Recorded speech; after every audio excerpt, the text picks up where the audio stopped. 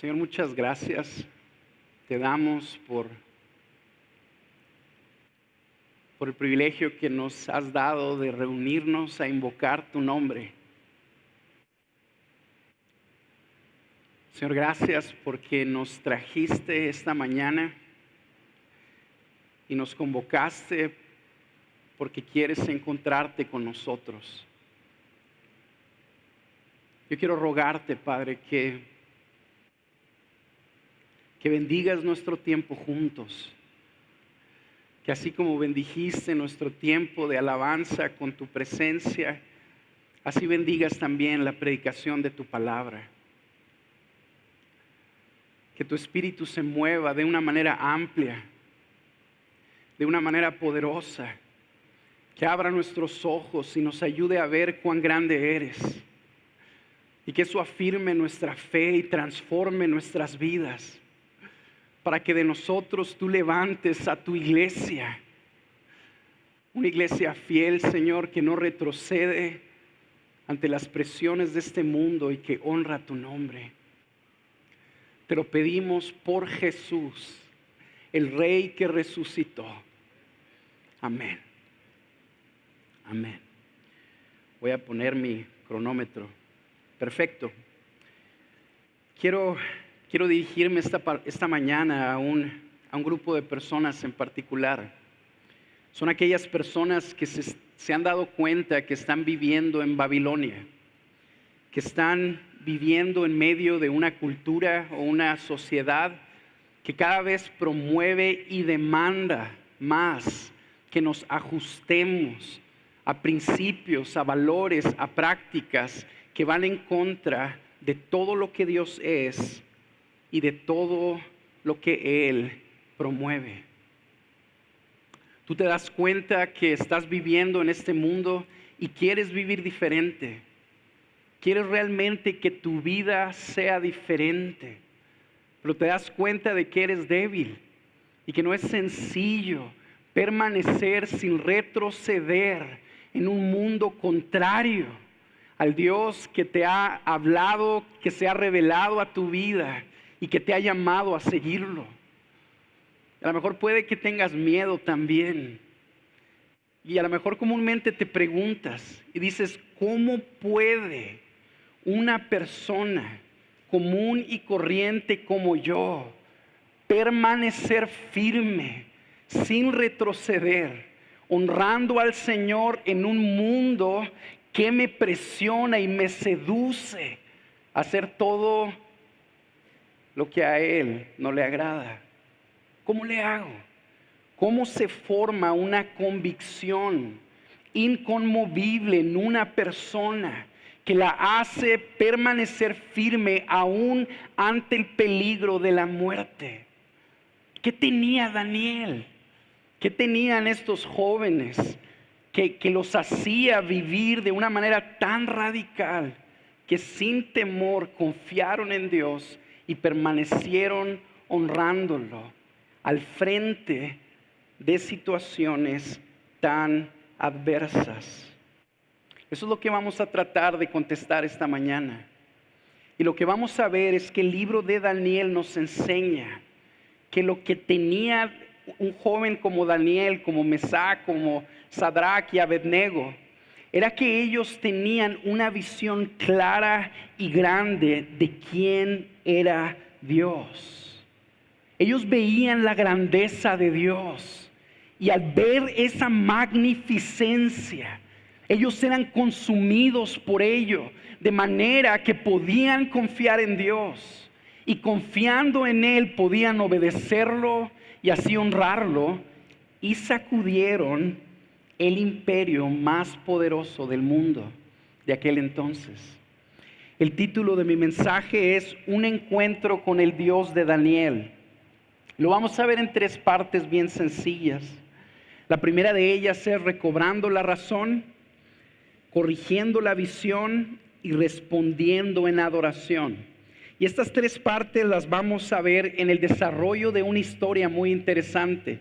Una historia de un personaje que se llamaba Nabucodonosor. Así que como no me acompañas, vamos al libro de Daniel. al capítulo 4, versículo 34. Y antes de leer el texto, vamos a empezar con nuestro primer punto, recobrando la razón. Y para entender lo que está pasando en este pasaje de Daniel, quiero contarte bien rápido qué era lo que estaba sucediendo en la vida de Nabucodonosor. Nabucodonosor, como se les ha estado diciendo, era el rey de Babilonia. Era un rey temible, un rey poderoso, un rey muy estratégico, que había conquistado a todo el mundo antiguo conocido. Era un rey muy soberbio que todo el mundo hacía su voluntad, por así ponerlo, porque si no, enfrentaban las consecuencias de desobedecerlo a él. Este rey, en medio de su grandeza, en medio de toda su prosperidad, se enalteció y empezó a creer que toda la riqueza de Babilonia, que todo el poderío de Babilonia era por su propia inteligencia y su propia fuerza. A lo que Dios hace es que en su bondad lo reprende y lo humilla. Y la forma en la que lo humilla es que lo hace perder su razón. De la noche a la mañana, este rey tan poderoso, que era el hombre más poderoso del mundo de aquel entonces, pierde la razón y termina ni siquiera pudiendo convivir con gente. Termina huyendo a vivir con animales, comportándose como un animal, literalmente. Como que se volvió loco, por así ponerlo. De la noche a la mañana es lo que le sucedió a este rey. Y lo que Dios le dijo es que eso era lo que iba a suceder y que sucedería hasta que él reconociera que era Dios el que lo había puesto a reinar en Babilonia y que era él el que le había dado toda su prosperidad. En medio de esa trama está nuestro pasaje. Y quiero que me acompañes a leerlo. Daniel 4, 34 al 37.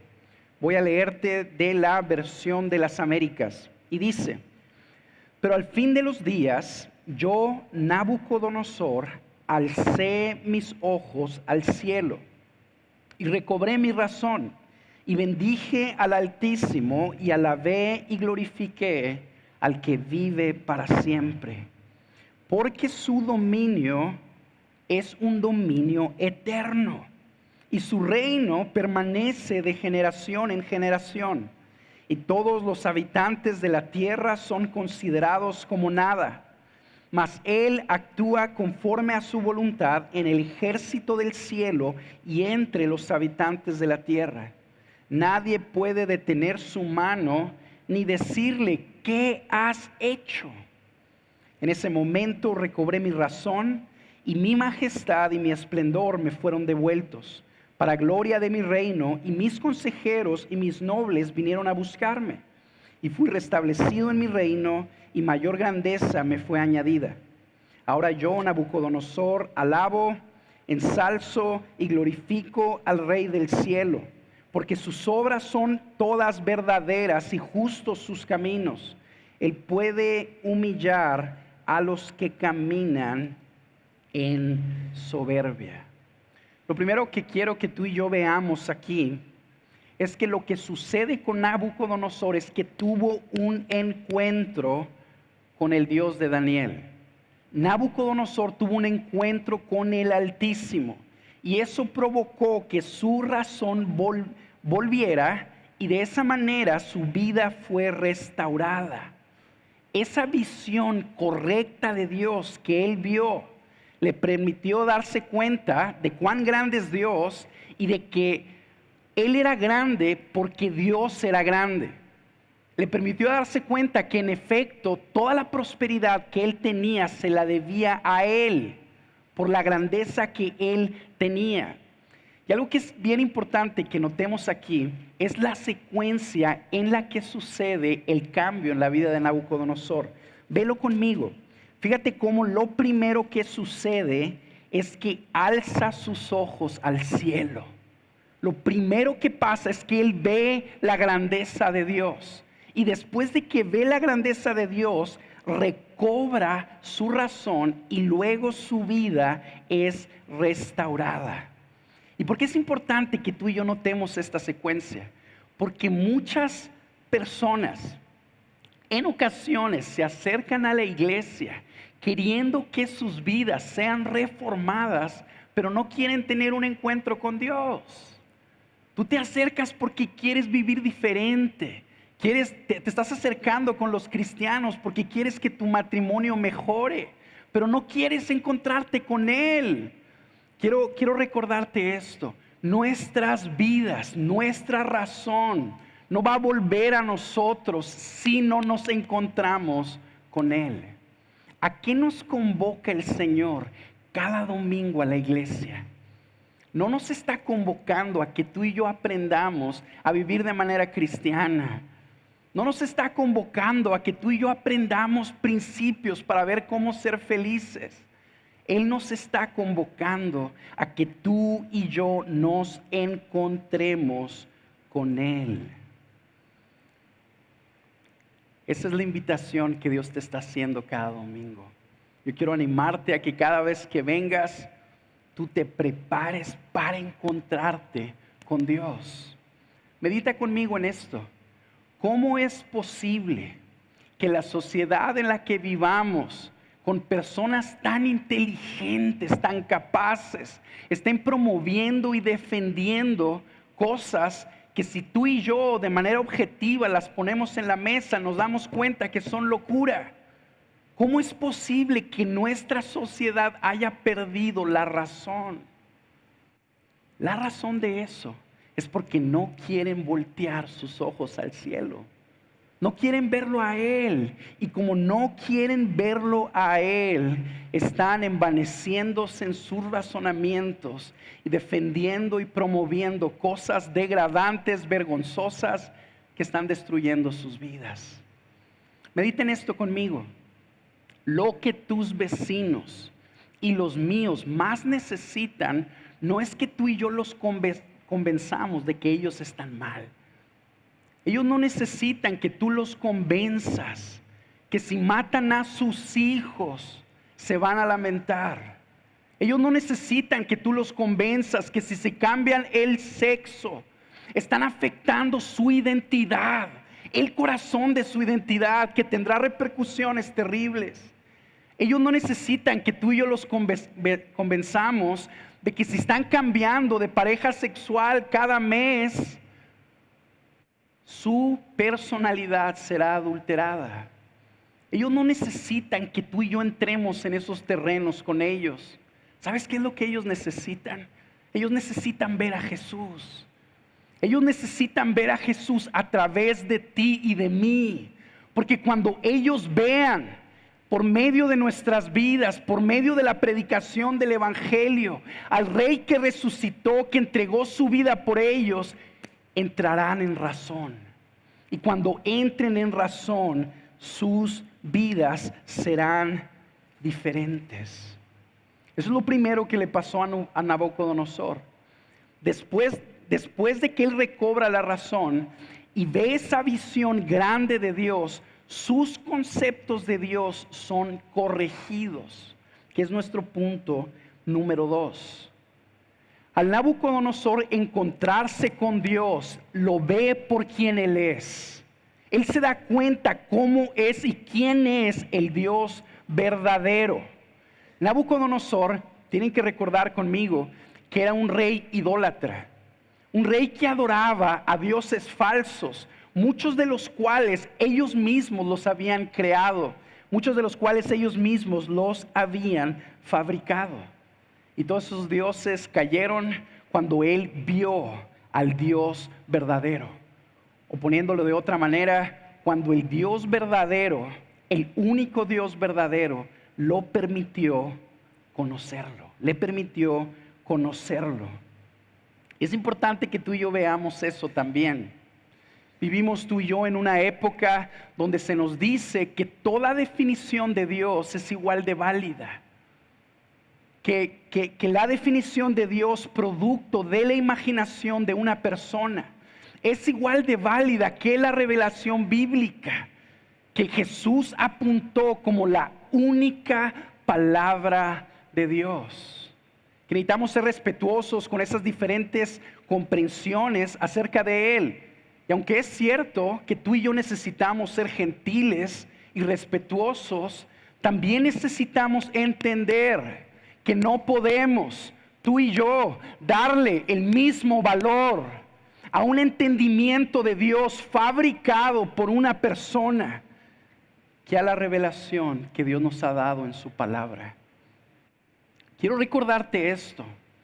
La Biblia no es un libro de reglas principalmente.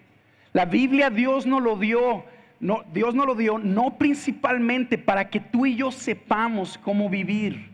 La Biblia es la revelación del Dios del universo.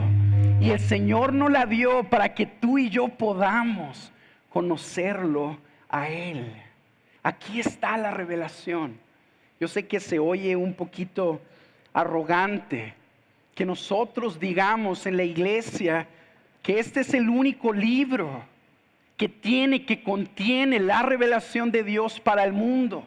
Y que si alguien quiere conocer a Dios, necesita acercarse en fe a las páginas de este libro. Yo sé que se oye muy, muy arrogante e insensible que yo lo diga, pero quiero animarte a que consideres esto. Lo único que estamos haciendo es agarrarnos de lo que Jesús dijo, del Rey que resucitó de los muertos. Él señaló la Escritura como la palabra del Dios viviente. Y Él afirmó que esta palabra no pasaría y que esta palabra testificaba de Él. Lo único que tú y yo estamos haciendo al apoyarnos en ese argumento es creer en Jesús, simple y sencillamente. Cuando tú te acercas a la Escritura, tu visión de Dios es corregida, porque Dios no puede acoplarse a ti y a mí. Él no puede ajustarse a lo que tú y yo queramos que Él sea. Él es Dios. Nuestra parte es aprender a ajustarnos a lo que Él es y a lo que Él siempre ha sido y siempre será. Y eso es lo que le pasó a Nabucodonosor. Cuando él vio a Dios, su visión fue corregida. Él conoció al Dios verdadero, pero no solo conoció al Dios verdadero, sino que también se dio cuenta que el Dios verdadero era mucho más grande, mucho más majestuoso de lo que él se imaginaba. ¿Qué es lo que Nabucodonosor vio? Es lo que vamos a tratar de entender en este punto. Lo primero que Nabucodonosor vio es que Dios es el Altísimo. Así es como él lo llama. Velo aquí conmigo. Y bendije al Altísimo. Lo que Nabucodonosor está haciendo es que él está utilizando uno de los títulos que los hebreos usaban para describir a Dios. El título es El Elión. Y básicamente lo que este título significa es que Dios, el Altísimo, está exaltado por encima de todos los dioses. Nabucodonosor entendió que el Altísimo, que el Dios de Daniel no era una opción más. Él entendió que era el Dios verdadero, el creador y el sustentador de todo, el dueño del mundo. Eso lo vio él. Y no solo vio eso, sino que se dio cuenta también de qué era lo que Dios hacía, cómo funcionaba. Y se dio cuenta que cómo funcionaba era dominando sobre todo el mundo. Versículo 34, porque su dominio es un dominio eterno. Básicamente nos está diciendo aquí que el Dios del deísmo es una falsedad. Que el Dios que hace el cielo y la tierra pero se retira y permite que el mundo gire en su curso y hagan lo que ellos quieren es falso. Nabucodonosor se dio cuenta, Dios no solamente es grande, exaltado por encima de todo, sino que está involucrado con su creación de una manera directa, como dominando toda la tierra. La palabra dominio aquí es importante. Significa el control o el señorío que ejerce una persona sobre otra. Cuando una persona te sirve a ti, en cierta manera tú estás ejerciendo dominio sobre ella. Y lo que aquí nos está diciendo la Escritura, que vio Nabucodonosor, es que Dios es servido por todo el mundo. Que todo lo que sucede en la tierra le sirve a Él. Piensa en esto conmigo. Si hubiera algo que sucediera en este mundo que no le sirva a Él, eso significaría que Él no tiene el dominio sobre eso. Y esa no es la imagen que Dios nos da a través de su palabra, de Él mismo. Más bien la Escritura de una manera clara nos afirma que Dios domina sobre todo. Y que todo lo que está sucediendo, que todo lo que ha sucedido y que todo lo que va a suceder le sirve a Él. Fíjate cómo lo dice el Salmo 119, versículo 91. Todas las cosas te sirven. Todas las cosas te sirven. En pocas palabras, Nabucodonosor se dio cuenta que estaba delante de alguien que dominaba todo y a quien todo le servía. A quien todo le servía. Después de eso, se da cuenta de cuánto tiempo durará este dominio. Acuérdense de esto conmigo. Nabucodonosor estaba enfrentando como una crisis de poder. Él era el rey de Babilonia y de la noche a la mañana había perdido su reino. Él había dejado de ser rey por haber sido humillado y estaba sin razón, sin reino y sin sirvientes. Y él entendió que había estado ahí puesto en el reino por Dios y que un día Dios lo iba a quitar, simple y sencillamente, que alguien vendría a ocupar su lugar. Lo que Nabucodonosor entendió es que con Dios no es así, que no hay nadie que lo reemplace a Él, que no hay nadie que pueda quitarle el reino. ¿Por qué? Porque su dominio es eterno. Piensa en esto conmigo.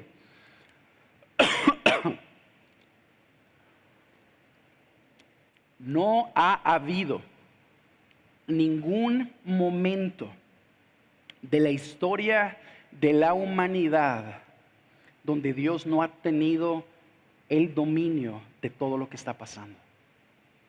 No ha habido ni un año en la historia de la humanidad donde Dios no ha tenido el dominio de todo lo que está pasando. No ha habido ni siquiera un día en toda la historia de la humanidad donde Dios no ha tenido el dominio de todo lo que está sucediendo. ¿Cómo podemos saber eso? Porque si Él no hubiera tenido el dominio en ese día, entonces su dominio no sería eterno. Su dominio hubiera sido temporal, hubiera caducado ese día. Y Él tuviera que pelear para recuperar su poder, así como los partidos políticos, ¿verdad? Que gana el PRI y pierden su poder, al cabo estoy en El Paso, pierden su poder y luego gana el PAN. Y lo que quieren ellos es recuperar su poder. Con Dios no. Dios siempre ha tenido el dominio. ¿Por qué? Porque su dominio es eterno. Cuando Charles Darwin publicó su libro, El origen de las especies, Dios no estaba sudando, Dios seguía dominando sobre el mundo. Inclusive pudiéramos ponerlo de esta manera: Dios mismo levantó a Charles Darwin. Cuando la Suprema Corte de Justicia de Estados Unidos el año pasado legalizó el matrimonio homosexual en todo el país, Dios no perdió el dominio. Él estaba y Él sigue y Él seguirá haciendo su voluntad de una manera en la que tú y yo no podremos entender.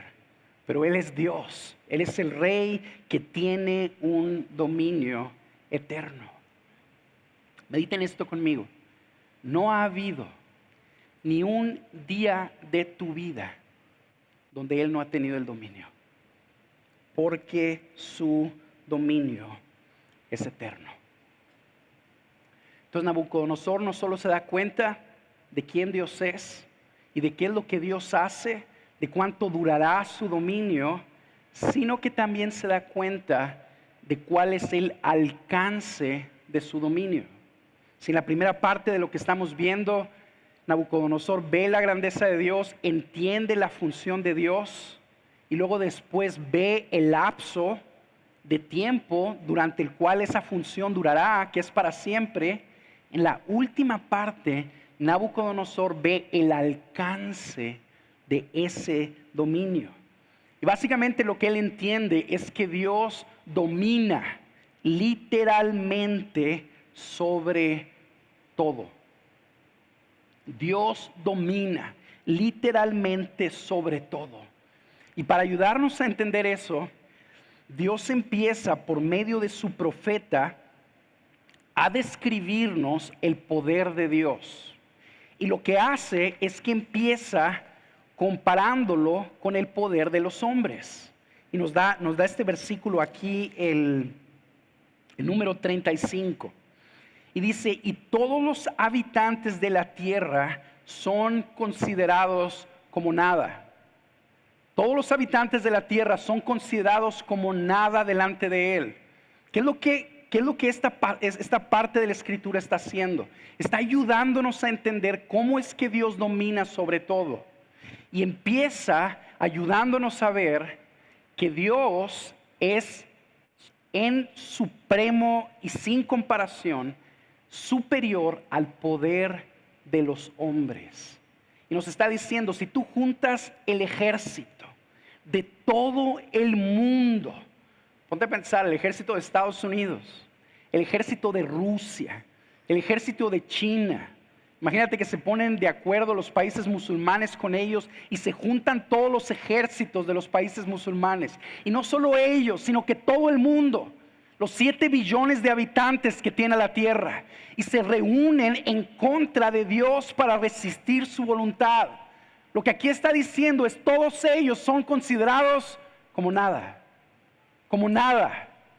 porque Él tiene un poder superior. Él es el omnipotente que todo lo puede.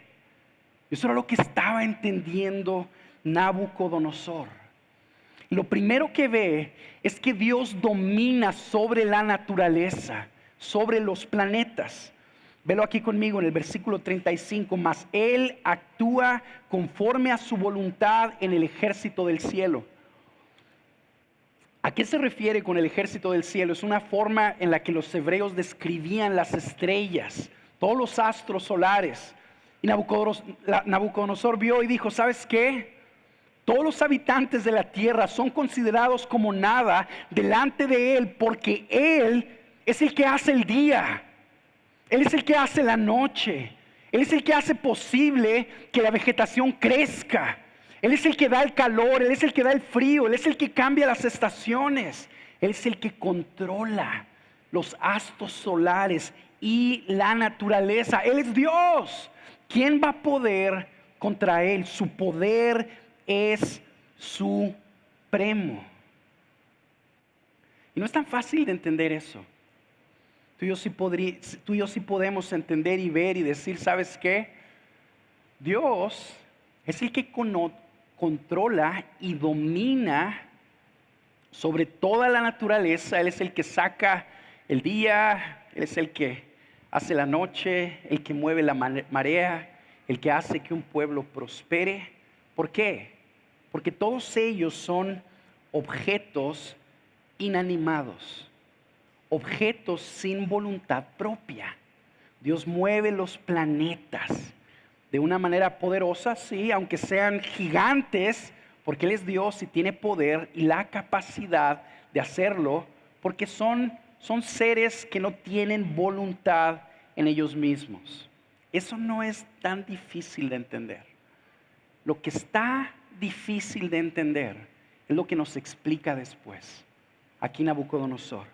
Y lo que nos ayuda a ver es que Dios no solo domina sobre los planetas, y sobre las estrellas y sobre toda la naturaleza que no tiene voluntad propia, sino que de una manera que tú y yo nunca entenderemos, que Él también domina sobre todos los habitantes de la tierra que sí tienen voluntad propia. Velo conmigo. Mas Él actúa conforme a su voluntad en el ejército del cielo y entre los habitantes de la tierra. Nadie puede detener su mano ni decirle qué es lo que has hecho. Piensa en eso conmigo. Cuando tú y yo vemos a un joven de aquí de la congregación que está siendo transformado a imagen de Jesús, que su vida está cambiando, y tú ves cómo Dios está obrando en su vida, es bien fácil decir, Dios está actuando conforme a su voluntad en esa persona. Bueno, lo que este texto nos enseña es que cuando tú y yo vemos a una persona que está corriendo en impiedad, que está corriendo haciendo todo aquello que deshonra al Señor, Dios también está actuando conforme a su voluntad en su vida. ¿Por qué? Porque Dios domina sobre todo. No solo en el ejército del cielo, sino también en los habitantes de la tierra. Yo sé que eso es muy difícil de pasar. Yo sé que es muy difícil de que tú compres eso. Lo que quiero hacer es que te quiero leer una cita de un teólogo que se llama J.I. Packer. Este cuate ha sido conocido como uno de los teólogos más prominentes de nuestra era. Fíjate lo que él dijo al respecto. No tenemos espacio suficiente para referirnos a todo lo que el libro de Daniel nos dice en cuanto a la sabiduría, el poder, la verdad de ese gran Dios que domina la historia y nos muestra su soberanía para con los individuos como para con las naciones, según su propia voluntad. El libro de Daniel ofrece un dramático recordatorio del que el Dios de Israel, el Rey de Reyes y Señor de Señores, que es el que del cielo gobierna, que la mano de Dios está en la historia en todo momento, que la historia además es su historia o el desarrollo de su plan eterno, y que el reino que ha de triunfar en última instancia es el de Dios.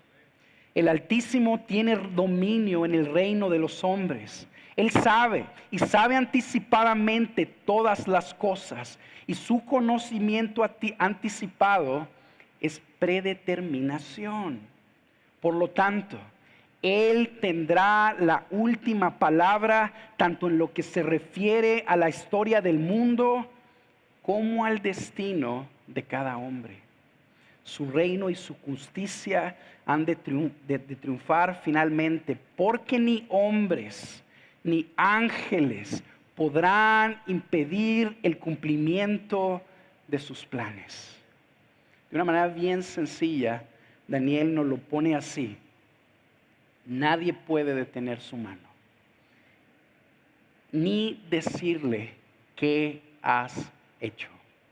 Mediten esto: nadie puede detener la mano de Dios. ¿Por qué?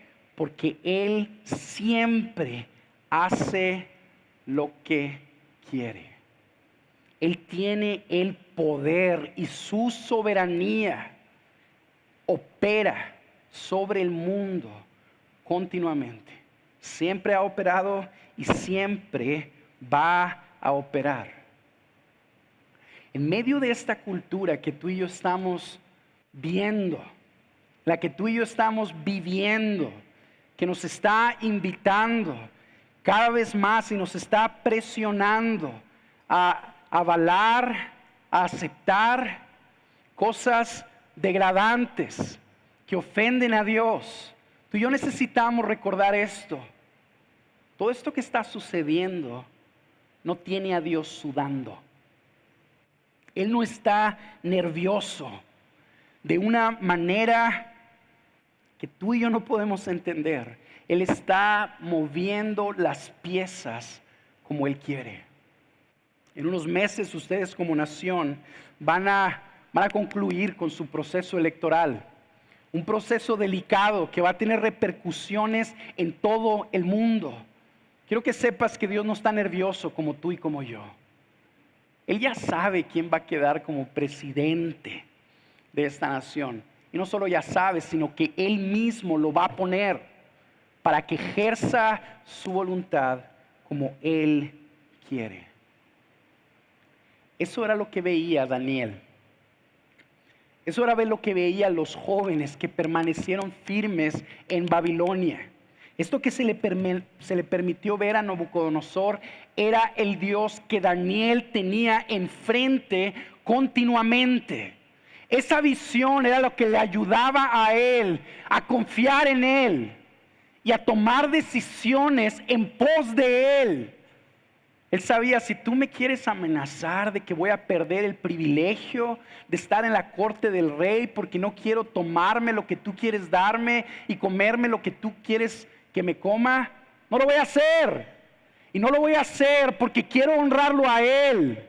Yo estoy seguro y confiado que mi suerte no está en las manos de tu rey, sino está en las manos de ese rey. ¿Me quieres echar al foso de los leones porque no sigo lo que tú estás diciendo y no dejo de adorar a mi Dios? Échame. Dios tiene el control de mi vida. Dios tiene el control de todo lo que sucede conmigo. Si Él quiere quitarme la vida, me la va a quitar. Pero si Él no me la quiere quitar, nadie podrá intervenir, porque Él es el que gobierna sobre todo. Ese era el secreto de Daniel, simple y sencillamente. ¿Cómo podía él, un hombre, un joven común y corriente, permanecer firme ante las amenazas, aún de muerte, honrándolo a Él? Porque Daniel veía al Dios que domina sobre todo. Veía que su vida y su suerte estaban en sus manos. Y si tú y yo clavamos nuestros ojos ahí, lo único que va a suceder es que esa visión, esa grandeza de Dios nos va a capacitar para obedecerlo, venga lo que venga, cueste lo que cueste. Piénsalo así. Tú y yo caminamos agradando a Dios cuando caminamos viendo la grandeza de Dios. Así es como podemos agradarle. Cuando tú y yo tomamos decisiones que comprometen nuestra fidelidad a Dios, las tomamos porque estamos viendo a un Dios chiquito. Tú crees a lo mejor en el Dios de la Biblia, pero tu visión de Dios es que Él es un Dios chiquito. Así como una abuelita que te ama, que quiere ayudarte, pero que no puede.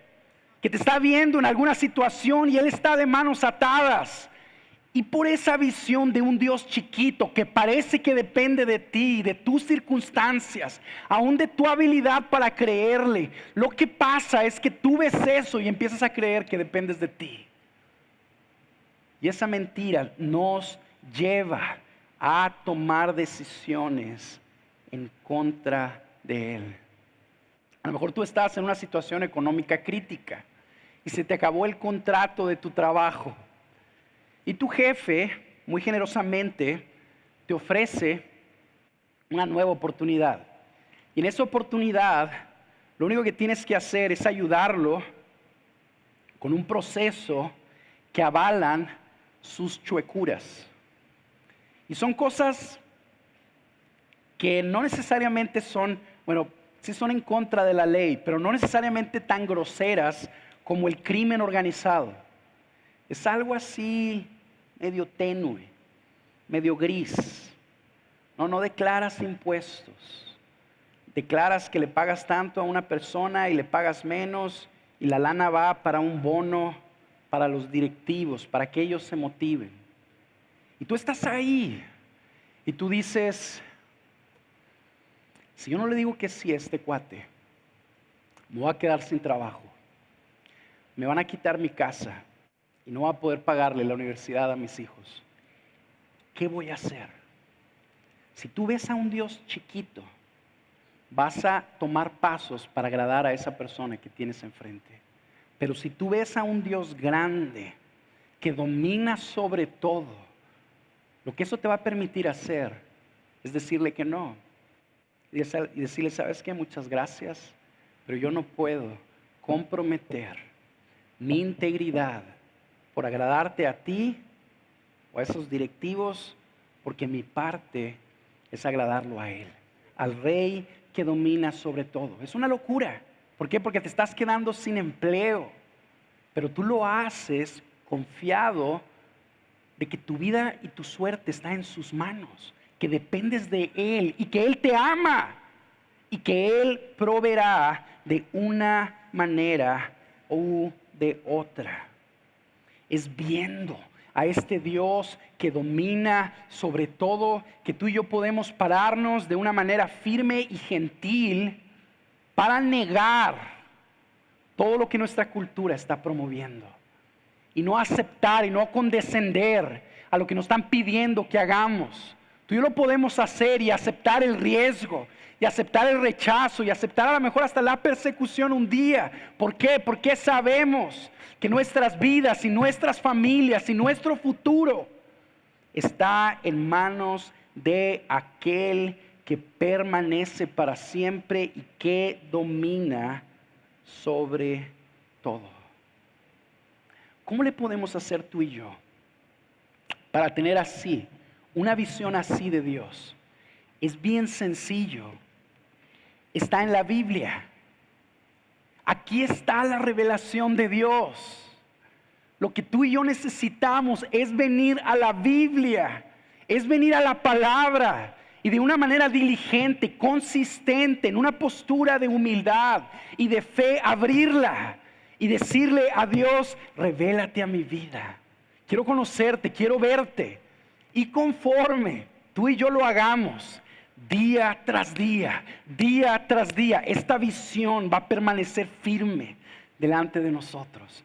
Tú y yo estaremos viendo esa grandeza. Y esa grandeza nos equipará y nos transformará para permanecer firmes y serle fieles a Él y honrarlo en medio de este mundo de tinieblas. Quiero dirigirme bien rápido a un grupo de personas que probablemente estén aquí. Personas que vienen a la mejor a fuerzas a la iglesia.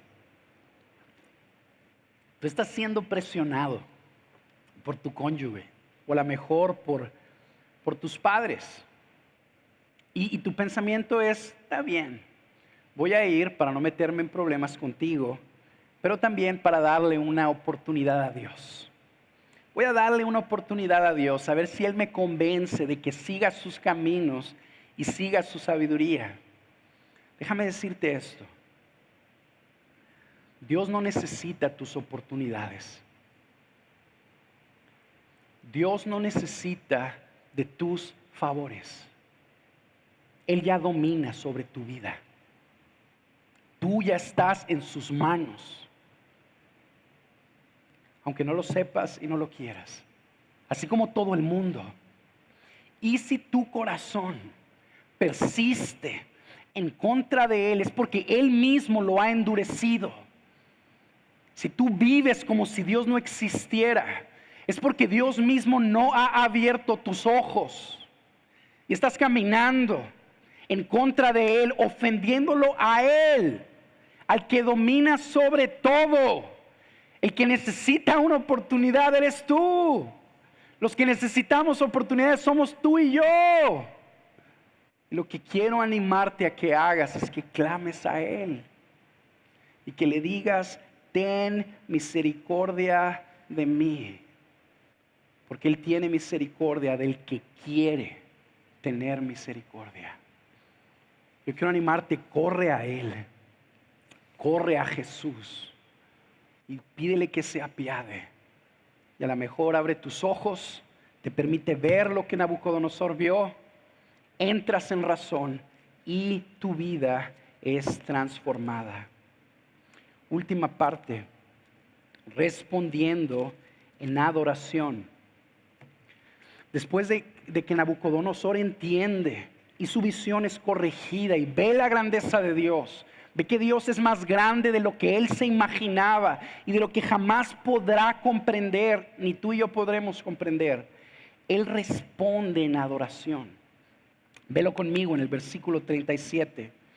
Ahora yo Nabucodonosor, alabo, ensalzo y glorifico al Rey del cielo, porque sus obras son todas verdaderas y sus caminos justos. Invariablemente,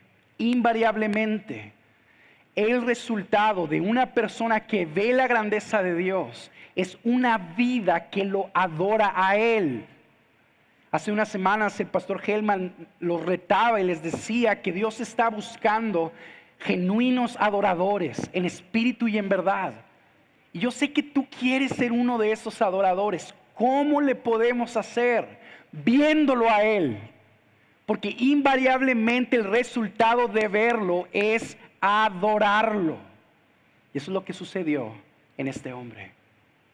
Te voy a dar rápidamente 4 formas prácticas en las que tú y yo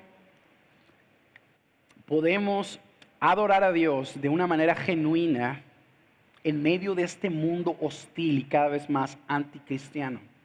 La primera de ellas es esta: vive asombrado por el Evangelio. Si tú estás aquí, date cuenta por qué estás aquí. Si tú has puesto tu fe en Jesús y tus pecados han sido perdonados, no es porque tú y yo seamos muy listos, es porque este soberano, este rey que domina sobre todo, se hizo hombre hace 2000 años y vino a morir en una cruz por nosotros. Y Él llevó nuestros pecados, llevó nuestras vergüenzas, llevó nuestras culpas y todo aquello que tú y yo hacemos y pensamos que lo deshonra.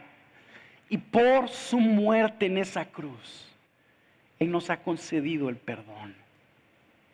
Esa es la única razón por la que tú y yo estamos aquí. Porque el Rey que murió en tu lugar resucitó. Y ese Rey resucitado te ha llamado, ha puesto sus ojos en ti y en mí, a pesar de nosotros, no por nosotros, y nos ha permitido conocerlo. Por tanto, vive asombrado por el Evangelio. Número 2, confía en Dios y no temas, ya que Él tiene todo el control de tu vida. Vivimos en un mundo de incertidumbre. En medio de esa incertidumbre, yo quiero animarte a que tú lo veas a Él, que veas que Él tiene el control, que está estableciendo su voluntad y que la va a establecer. La incertidumbre provoca angustia, y la angustia no solo puede destruir nuestros cuerpos físicamente, sino que también destruye nuestras relaciones. Destruye nuestras relaciones con nuestros hijos y nuestros cónyuges, porque estamos respondiendo, reaccionando ante ellos por ansiedad. No estamos viendo al Dios que domina sobre todo. Velo. Eso empezará a producir una paz en tu vida que no tiene comparación. Te vas a dar cuenta que Él tiene control sobre tu economía, que Él tiene control sobre tus hijos, que Él tiene el control de tus propiedades. Viendo esta visión, podemos adorar a Dios y abrazar también los riesgos que se nos presenten. Como cristianos enfrentamos riesgos a todos lados. Riesgos a ser rechazados, riesgos a ser menospreciados, riesgos a no prosperar igual que los demás. Si tú y yo vemos esta visión, podremos enfrentar esos riesgos con valor. Y de esa manera lo estamos adorando. A lo mejor tú estás teniendo algún problema con uno de tus hijos. Tú estás todo frustrado, peleándote con él, poniéndote al tú o tú para que entre en razón. Si tú ves al Dios de Daniel, te das cuenta en manos de quién está tu hijo. Y eso te permite voltear a Él, clamar a Él por tu hijo y a estar confiado que si el Señor decide intervenir en la vida de tu hijo, nada ni nadie lo podrá detener. Número 3, dale gracias a Dios por todo. Cuando ves a Dios detrás de todo, puedes darle gracias por todo. Porque te das cuenta que todo lo que sucede en tu vida viene de Él. Si hay prosperidad en tu vida, viene de Él. No es porque seas muy listo. No es porque te levantes antes que los demás. Es porque Él decidió prosperarte. Porque todo viene de Él. Entonces, en medio de esa situación, dale gracias a Dios. A lo mejor en tu vida las cosas son un poquito diferentes. Y lo que estás enfrentando no es prosperidad, sino sufrimiento. A lo mejor algún tipo de tragedia ha golpeado tu vida o amenaza tu vida. Yo quiero animarte.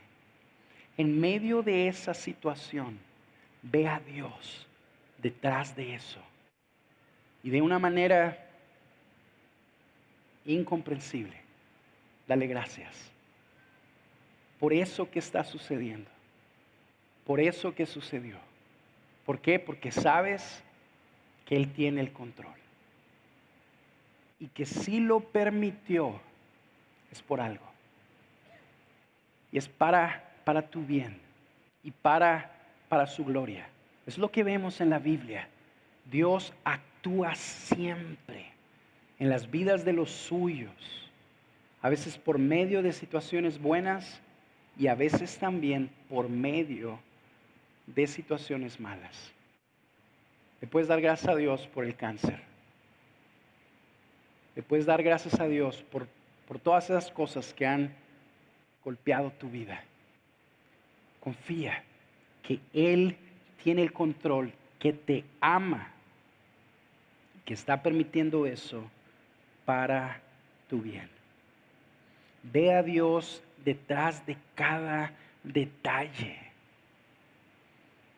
Si tú y yo vivimos así, vamos a ser las personas más gozosas del mundo.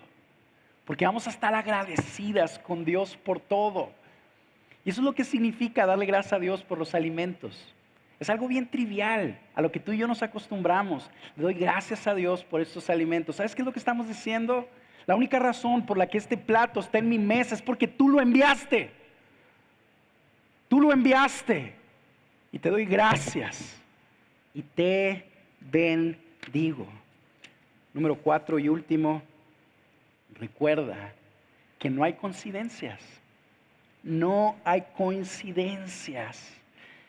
Tú ves a Dios dominando todo y te das cuenta de esto. La razón por la que estás en el trabajo en el que estás es porque Dios te puso ahí con esa gente. La razón por la que creciste en el vecindario que creciste es porque Dios te puso ahí con esa gente. La razón por la que estás en El Paso, no en Nueva York, es porque Dios te puso aquí. Y te puso aquí porque quiere que lo adores, que lo sirvas, que bendigas y reflejes a su Hijo Jesucristo con las personas que te rodean, con tus amigos, con tus familiares. No es coincidencia que conozcas a las personas que conozcas. Eso le va a dar propósito a tu vida, porque te vas a dar cuenta que no estás en la deriva. Te vas a dar cuenta que estás en medio de donde Dios quiere tenerte, aun cuando tus malas decisiones te hayan traído hasta aquí. Y en medio de ese lugar yo quiero animarte que veas que el propósito de Dios está ahí y que camines adorándolo a Él, sirviéndolo a Él.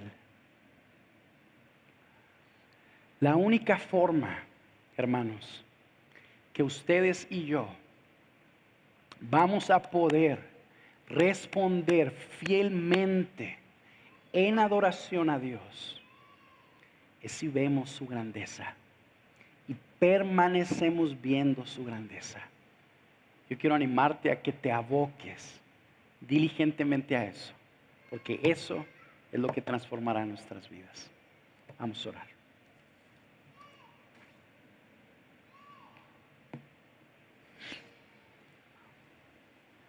Señor, yo quiero